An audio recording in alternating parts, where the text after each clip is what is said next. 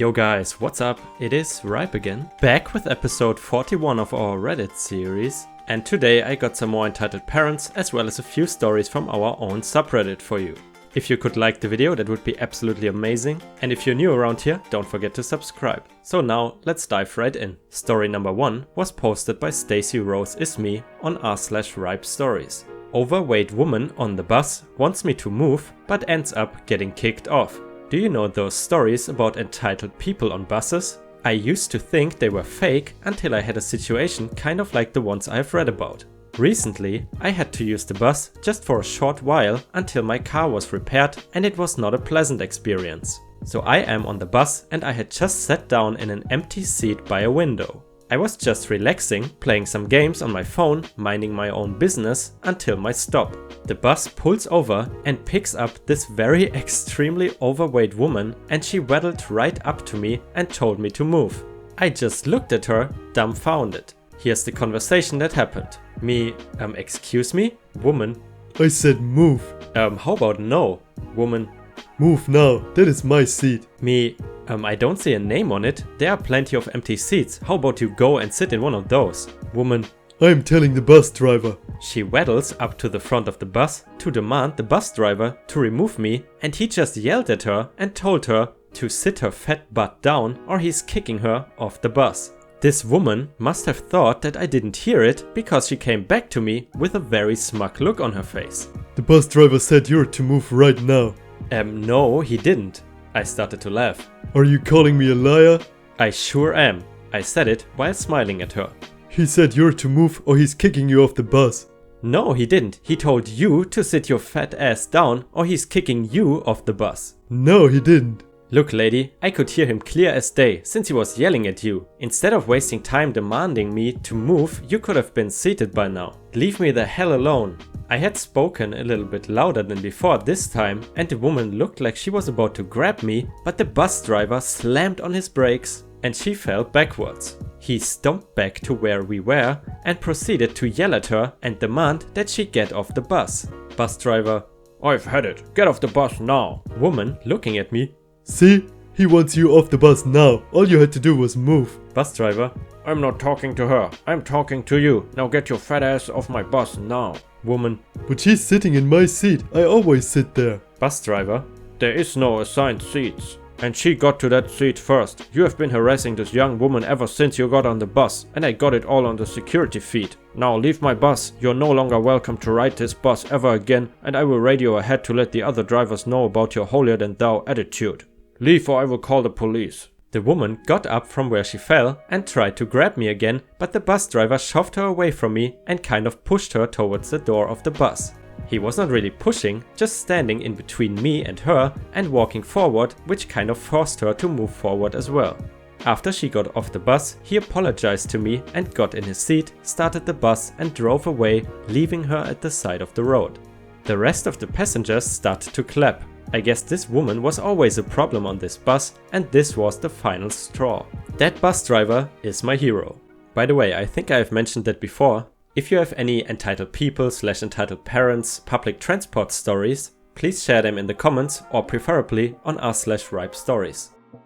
Entitled mom shouts at nightclub bouncer because her son cannot get in because he's wearing trainers. This was posted by Scottish Boy 2002 on our subreddit. So this is a story my dad told me and thought this would be great on Reddit. Anyway, this is the story. Short and not sweet. So while my dad was working for a taxi company, which was located at the time next to a local nightclub, he heard a woman screaming her head off at the bouncer for not letting her son in because he had trainers on. Note, this was about 10 to 15 years ago, so he tried remembering the best he could. This is the sort of paraphrase dialogue. EM. Why are you not letting my son in? Sorry madam, no dress shoes, no entry. What? You're not letting him in because he's wearing trainers? Nightclub policy, miss. This is BS. He paid £100 for those. Not my problem. Are you going in or are you just holding up the queue? So he can't be let in with £100 trainers, but I get in with boots from Primark? What kind of dress code is that? Miss, if you're gonna keep causing a scene, I will have to ask you to leave. Refusal to do so will result in the police being called. If you and this nightclub, we are going. to another nightclub. Fine by me, have a nice evening. Holy hell guys, can you imagine meeting an EM at a nightclub? I would say the night is ruined then. The next story was posted by Always the Ghosted on our subreddit, entitled Coworker, the Food Mooch. Greetings Ripe and fellow Ripesters. Greetings to you too. I have several stories about one particularly obnoxious coworker I used to work with. They don't all fit in r/entitled people, so I will have to find a place for them. However, this one does. The backstory.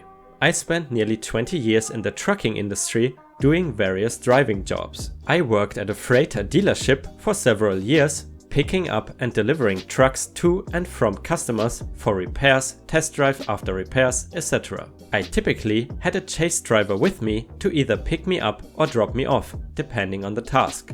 There was one particular driver that I had for a while, and we will call him Derp. Derp was a stunning, glowing example of dumbassery. The type of guy that you would find passed out on his mom's couch, surrounded by beer cans and covered in Cheetos dust. One day, we were doing a lunch run for the guys in the shop, as was common if time permitted. We get everyone's orders and money and ran down the road to a Hardee's nearby, which is Carl Jr. for you guys out west. On the way back, I see his hand start digging in the bags. He starts pulling a few fries from each order and eats them. I look at him with the biggest what the F look I can muster, and he just shrugged it off and continued driving. About a mile from the shop, I had dozed off for a couple of minutes as it had been a long day already. I hear a tapping noise followed by the telltale squeak of a straw going into a cup. At first, I didn't think anything of it, not knowing what he may have ordered, and there were several drinks. We get to the shop and start handing out the orders. One of the guys was going to eat up in the office with us, so he came in to get his food. He picked up his cup and asked why the straw was in it and why his soda was about an inch down. I looked at him and said, "Oh damn, that was your drink?" He acknowledged it was, and I regaled him and everyone else in the room with the story of Derp's actions. Apparently, this was not his first rodeo, as I heard a lot of, "Well, that explains a lot." Sometimes I would be delivering a truck to a customer and picking up another one, so I wouldn't need a chase driver. To give him something to do, he was sent for lunch on other occasions, and there was a lot of missing food. He was called into the office and some of the guys confronted him. He did not care at all and considered it a riot since he was doing them a favor. Fortunately, we were eventually rid of him due to a long list of stupid things he did while working there. A broken arm? Entitled woman is too hungry to take you to the ER. I broke my arm almost 4 months ago and I still feel rage burning in my chest whenever I think of the circumstances surrounding the injury that has left me practically housebound, unable to work, bath or even dress myself without my boyfriend's help. It all started with this entitled mother. We will call her Christina because that's her name, and well, if someone recognizes her from this story, then she deserves whatever backlash she gets for it. I was a bit of an introvert and my posse at the time consisted of me and one other friend. We spent Friday and Saturday nights at the skating rink in the neighboring town. It gave me the chance to meet people outside of my school, and at least it was an activity of some sort.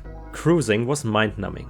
I was a roller skating queen, and I was even at the point where I could do a few minor tricks and was very sure of myself on foot wheels. I even had my own roller skates with hot pink wheels and fuzzy pom-poms on the laces, so when I met Christina at a friend's house and she started talking about how her 10-year-old son was crazy about roller skating, I started reminiscing. She seemed like a cool girl, and so we exchanged numbers, and a few days later she called me and invited me to go roller skating. My boyfriend was a bit apprehensive.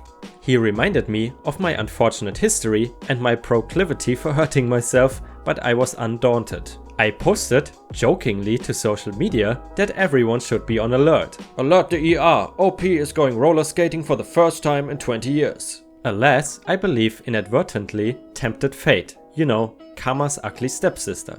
By the way, Ripe Stars, quick question in between. Do you guys believe in karma? Like if you do something good, you get something good back, and if you do something bad will happen to you. Please tell me in the comments. I was at that skating rink for approximately 10 minutes when I took my spill. I was surprised because I was actually doing really well. When I went down spectacularly. My legs went out from under me, my arms flailed in the air, and I landed on my butt. What felt like a jolt of electricity went up my right arm from my fingertips to my shoulder, and I knew in that second that I was screwed. I could not move for a few seconds, and Christina is standing over me as I'm cradling my arm. It is obvious that I'm hurt, but she's more worried about me disrupting the flow of skaters than she is about my well-being. She keeps holding out her hand for me to take, and I keep telling her that I cannot, and she just isn't getting it. I end up crawling off the floor in this awkward kind of crab-like scuttle that involves one arm and my knees. By the time I get to the exit of the rink, one of the workers is there to help me. They have no ice, so he brings me a popsicle and a napkin to use instead. The worker takes off my skates since I am unable, and Christina is telling him I am going back out not to take them. I say it's fine and I'm done skating. Christina goes back out. Soon it is obvious to everyone but Christina that I am in trouble. I cannot move my fingers at all, and I'm cradling my poor wrist between my breasts to keep it immobile. And yes, it looked as ridiculous as it sounds. I look up and Christina has her phone out. I think she's calling the EMs, and I call out to stop her because I feel it's unnecessary. Turns out I was wrong. She was taking a selfie and posting to Facebook that I hurt my wrist. She then goes back out to skate, leaving me alone for roughly 2 hours. She did not come back until the rink closed, leaving me to suffer for about 2 hours. By this time, I can barely move without crying out in pain, and when we get out to the car, I ask her if she will drop me off at the hospital emergency room about 2 miles from our location on the way home. I had been trying to reach my boyfriend, but he was playing pool, and I knew he would not look at his phone right away and might not see that I had called for a while. Anyway, she looks at me and drops this gem. Jesus, I'm really hungry. I need to go by the house and get something to eat first. It will only be a minute, I promise. The hospital is literally a 5-minute drive in the other direction, but whatever. On the way to her house, she asks me, "Do you want me to wait with you at the hospital or not?" I tell her I just want to get to the hospital. She can just leave me in the parking lot, I don't care. I am crying so hard I'm nearly hysterical. Nothing has ever hurt so bad in my entire life. It feels like the bones in my wrist and hand have not only shattered but also rotten. The only thing I can compare it to is a rotten tooth. We finally get to her house and she disappears, leaving me in the living room by myself. So I wait. And after about an hour, I go looking for her. I finally find her in a bedroom, cuddled up with her boyfriend, laying down on the bed. He takes one look at me and asks what happened. I tell him and he says, "Jesus Christ, Christina, take her to the effing hospital." Christina goes on the defensive and tells her that we are leaving right now. She looks at me and says, "Right now, I promise." I go back into the living room and continue to wait. By this time, it is about 10:30, almost 3 hours since I hurt myself, and by this time, I am shaking from the pain and I cannot stop crying. Luckily, my phone finally rings. My boyfriend has finally seen my missed call and is returning it. When I answer, the first thing he does is ask what happened. Yeah, he was expecting it.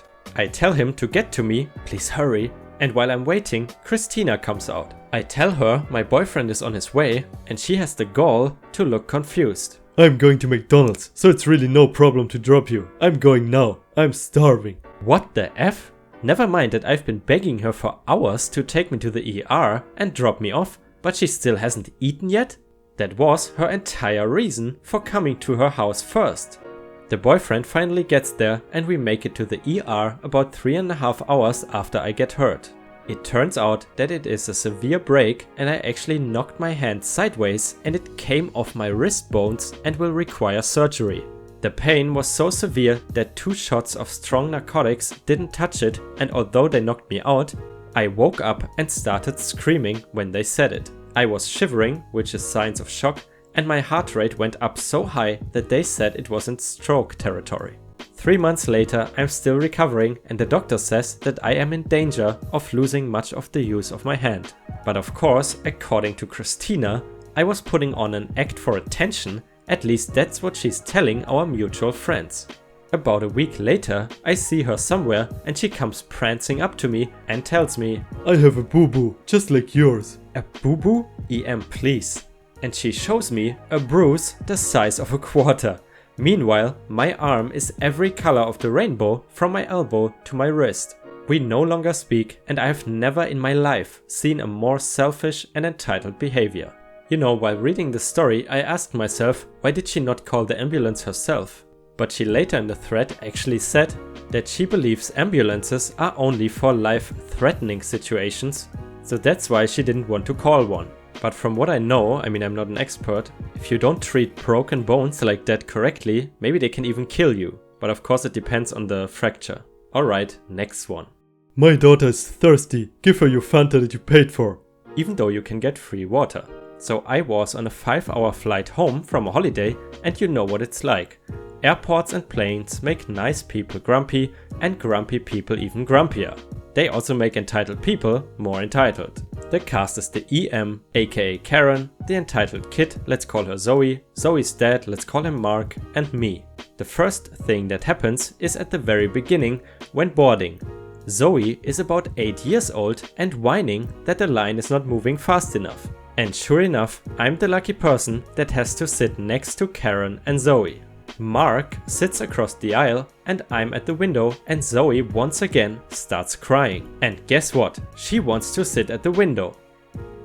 Mark tells her to be quiet and that she cannot sit by the window because there's someone sitting there, which is me. Mark seems like a nice and decent guy, and honestly, I feel bad for him. But I decided to just tell him she could sit there and I will sit on the aisle. Zoe thanks me after her dad forced her to, and all is well. Alright, so now to the interesting part. 1.5 hours into the flight attendant comes around with drinks. By the way, Ripestars, if you are on a flight, which drink do you prefer? Since I am often on very long distance flights to Asia, I usually take a Sprite because it helps me sleep, for whatever reason. Please tell me what you prefer in the comments. I order a Fanta, and next to me is Karen and her kid. Karen is in the middle and Zoe wants a Fanta too. Karen orders the drink and is about to pay with her card, and then this happens. "I'm sorry ma'am, but we only accept cash here." Karen: I don't have any cash. Flight attendant: "I'm sorry, but we don't have a card machine. We are literally unable to accept card payment right now." Alright, hey Mark, do you have cash? No, sorry. Mark said. Well, you're going to have to let me pay by card or give me the drink for free. Karen said. Zoe, almost screaming, "Mommy, I'm thirsty. I want my Fanta." The flight attendant said, "Look ma'am, we can offer you free water if your daughter is thirsty." "I want Fanta." Now the whole aircraft is staring at them, and the flight attendant says, "But if I give you a free Fanta, everyone is going to start asking for free sodas, and I cannot do that." But no one has to know. Flight attendant: "Ma'am, the whole aircraft is looking at you."